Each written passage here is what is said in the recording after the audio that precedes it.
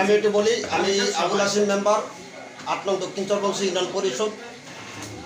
আসসালামু আলাইকুম ওয়া রাহমাতুল্লাহি ওয়া বারাকাতুহু। এই সচিব আমার থেকে উন্নয়ন তহবিলের 2 লক্ষ টাকার বরাদ্দ থেকে ৮০,০০০ টাকা রেখে দিয়েছেন শনিবার দিন, এই শনিবারের আগে শনিবার। এরপর ইউনিয়ন পরিষদ জরুরি মিটিং ডেকে সোমবার দিন আমাকে 20,০০০ টাকা ফেরত দিছে। আমার থেকে আগে রাখছে 40%, পরবর্তীতে রাখছে আমার থেকে 20,০০০ টাকা আমার ফেরত দিয়া রাখছে 30%। উনি বলছে জামানতের 5% আমাকে ব্যাক দিবে, আর বাকি যে 25% এই টাকাটা উনি কোন খাতে ব্যয় করেছে, মানে কোন খাতে উনি দিছে, উনির কাছে আমি বাউসাল চাইছি, উনি বলছে যে উনি বাউসাল আমাকে আজ পর্যন্ত দেয় নাই। এখন আবার উনি অস্বীকার করে আমার থেকে টাকা রাখে না। আমি লাইভে গেছি। আপনার বক্তব্য কি? আপনার নাম কি? আমার নাম ফাতেমা মেম্বার। আমার থেকে রাখছে উনি ৮০,০০০ রাখছে, পরে 10,০০০ ফিরিয়ে দিয়েছে। 2 লাখ টাকার কাজের মধ্যে আর আমি 70,০০০। কি জন্য আপনার থেকে টাকাটা দাবি রাখছে? এই পার্সেন্টেজ হিসেবে রাখে। ঘুষ জি। আর এই বিষয়ে আপনি বক্তব্য কি সচিব মহোদয়? এই বিষয়টা হচ্ছে, এটা ইউনিয়ন পরিষদের একটা যে বাজেটটা, ওই বাজেটটা মেম্বার সাহেবদের মধ্যে সমন্বয় করা হয়েছে।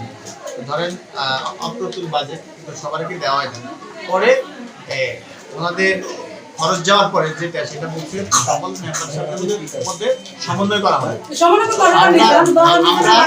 আমরা ওই যে ওই মেম্বার সাহেব সহ যেটা ৮০,০০০ টাকা বলা হয়েছে, এটা সমন্বয় করার পরে একটা আমাদের সভা হয়েছে এবং সব মেম্বারদের উপস্থিতিতে ওই দিন যে সমন্বয়টা হয়েছে, এটা চেয়ারম্যান সাহেব আপনাদের সব মেম্বার সাহেবদের উপস্থিতিতে জমা হয়েছে এবং ওনাদের যার অংশটা তাকে দেওয়া হয়েছে। এখানে মানে আমার ইখতিয়ার আমার থেকে দিয়েছে ৮০,০০০, 2 লক্ষ টাকার বরাদ্দ থেকে উনি আমার থেকে ৮০,০০০ টাকা রেখে দিয়েছে, আমার ১,২০,০০০ টাকা দিছে।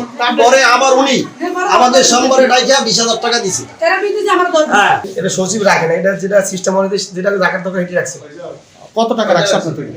মানে ওই যে এটা সচিব বলতে পার্সেন্টেজ যেটা, কত টাকা রাখছে আমি প্রশ্ন করছি আপনাকে। আমার থেকে রাখছে সব মিল্লা 70,০০০ টাকা মনে হচ্ছে। কত টাকার কাজে? 2 লাখ টাকা। 2 লাখ টাকার কাজে 70,০০০ টাকা পার্সেন্টেজ। একজন ইউনিয়ন পরিষদের প্রশাসনিক কর্মকর্তা, তিনি সরকারি নিযুক্ত একজন ব্যক্তি।